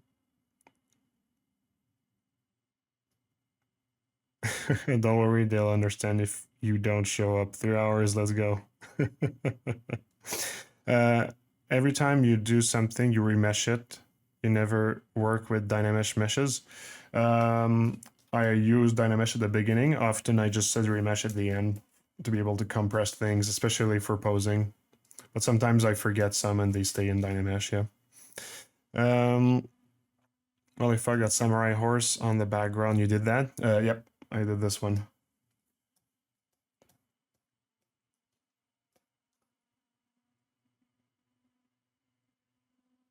Yeah, I'll leave it at that. I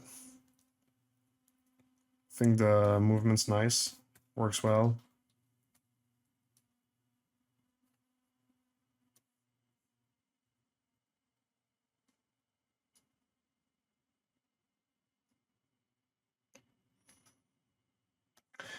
So you know what, I'll insert a cube. Act as the floor.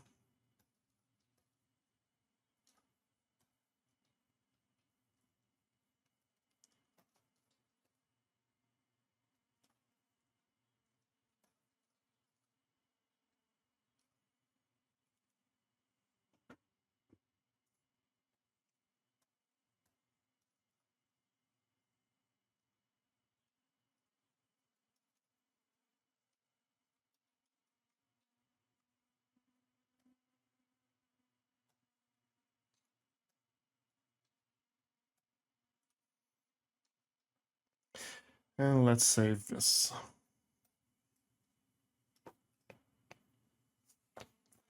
The muscle on this character, do you do them once, then duplicate, or just do each separately? No, I do one and then I duplicate it.